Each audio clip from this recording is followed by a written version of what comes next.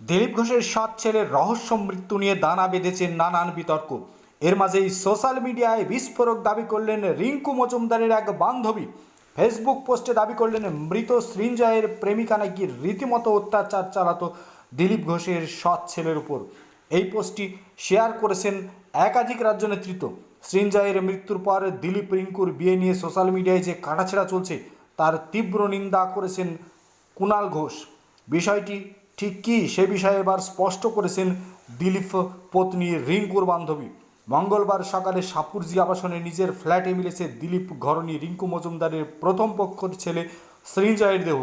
প্রথমে ঘটনাটি আত্মহত্যা বলে অনুমান করা হলেও পরবর্তীতে একাধিক প্রশ্ন উঠে আসে।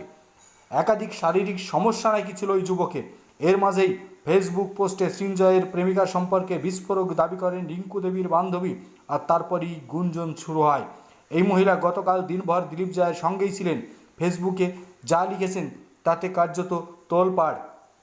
আমি ঝুমা এই নামের প্রোফাইল থেকে লেখা হয়েছে, মহিলার বাড়ি নেতাজিনগর গাছতলা, নিউ টাউন আইটি সেক্টরে চাকরি করেন। এইটুকু রাস্তাও কোনোদিন নিজের টাকা ভাড়া দিয়ে ফেরে না। ঢুকে গিয়েছিল সৃঞ্জয়ের ফ্ল্যাটে। যদিও সৃঞ্জয় বাড়ি যেতে বলতো তাহলে মেয়েটিকে ৩০০ থেকে ৪০০ টাকা দিতে হতো ক্যাব ভাড়া বাবদ।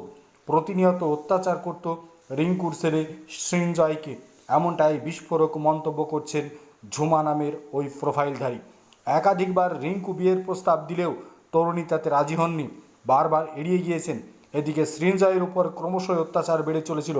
এক পর্যায়ে তাকে সৃঞ্জয়ের ফ্ল্যাটে যেতে বারণ করেন রিঙ্কু, কিন্তু তাতেও কোনো কাজ হয়নি বলে অভিযোগ।